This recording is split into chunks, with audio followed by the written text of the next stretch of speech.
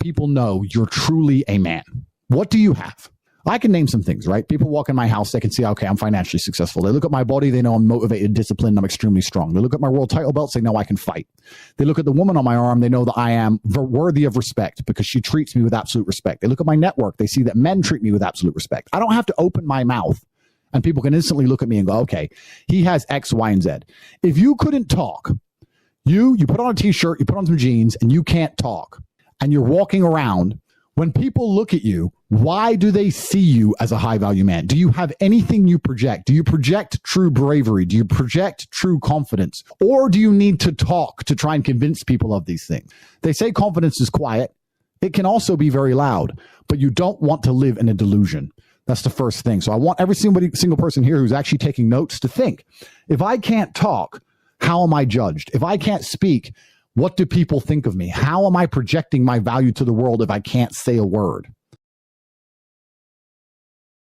I'm going to imagine that all of you know nothing, and we're talking from the complete ground up how to become the best versions of yourself. We're going to start with charisma, because what I notice a lot of people, especially online people or people I meet in general life, they lack charisma. They lack that magic. I can sit very calmly and talk for 6 hours and get 100 million views in a very calm way. And that is done via charisma.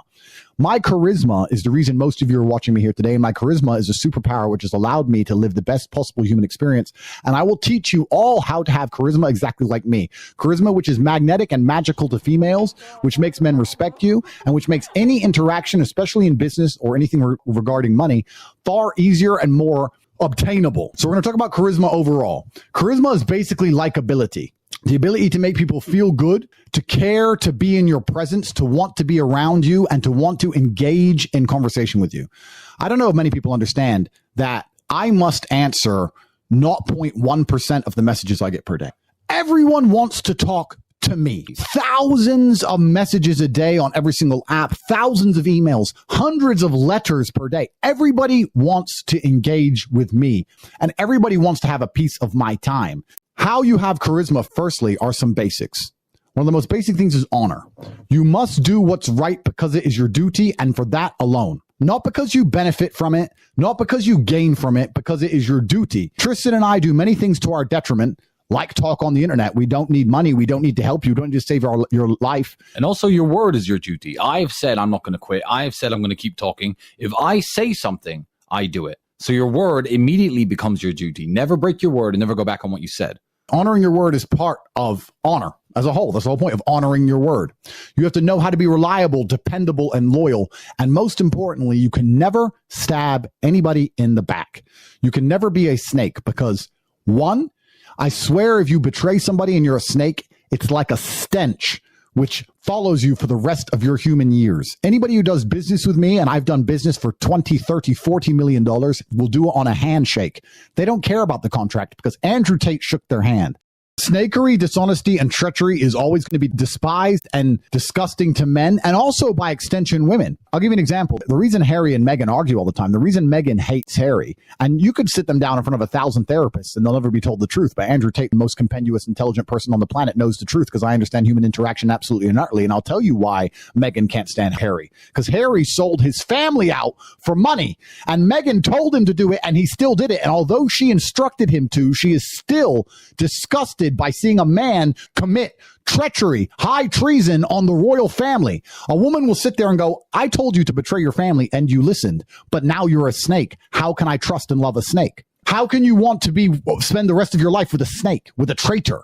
Never. So by complying, by giving her what she thought she wanted and what he thought she wanted, he destroyed his own self-image in her eyes, and she will never respect him. Humans hate treachery. Me and my boys, the war room, Tristan, my friends, I could leave my girlfriend in a prison cell with him for 20 years. Nothing will happen. I bet my life on it because that's how we operate. We operate honor first. And most of you men don't have that out there. And then you wonder why women look at you and think you're a little bitch. And then you sit there and complain about women as a whole and say women are disrespectful. Well, I'll be honest with you. Most of you deserve absolute disrespect. If you were a better man, if you were the man you were supposed to be, they wouldn't be disrespecting you.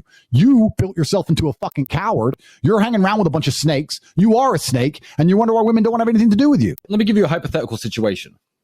The hypothetical situation is this. You're in a police interrogation room. while your friends are in a cell. They've been questioned by the police before you. They've been interrogated before you.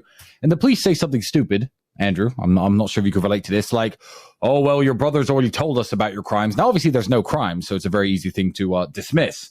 But that, if a policeman ever looks me in the eyes and says, oh, you better tell me something because your brother's already talking, you're going to have to try much harder than that. So much harder than that. You have a 0% chance. Yeah, Andrew's making up crimes I committed and telling you. And that's why it's so important. If you want to be charismatic, like I said earlier, you need to have honor, doing what's right because it's your duty. You need to honor your word. You need to be reliable, dependable, and loyal, and never stab anybody in the back. And I guarantee if any of you come up to me on the street, you see me on the street and say, hey, Top G, can I get a picture, etc. If you've ever sold your soul or betrayed your brother or betrayed a man you knew for some pussy or talked to your friend, your best friend's girl, or tried to fuck your friend's ex or any of this dumb shit, I will smell it on you. I will instantly be able to tell you are a worm. Do not betray people. It is never worth it in the end. Another thing I want to say is that real men are not brutes. We are not cavemen. This idea, I see a lot of people online talking like cavemen, talking like brutes. And what they're trying to do is they're masking any kindness they have, and they're afraid to be soft. They think they have to talk like a rude caveman to people because they don't have any genuine bravery. And what they're trying to do is make up for bravery. If you are a brave man, and men know you are brave, and you've done brave things, and women know you are brave, and they know that if you're afraid, you will act anyway and do the right thing you're supposed to do to honor your ancestors and honor your bloodline. If they know that even if you are afraid, you will still make the brave choice and live with honor, then you don't have to be a caveman to women. You can be the nicest man on earth. You and I are extremely polite, extremely kind, especially to females. We're extremely nice and extremely kind, and nobody thinks we're punks and nobody thinks we're a bitch because they know that we are brave. If you've done genuinely brave things, you then get to go through the world and be an extremely nice person, and nobody will take you for granted. You're sitting at home saying nice guy finishes last. If you're nice to people, they take you for granted because you've never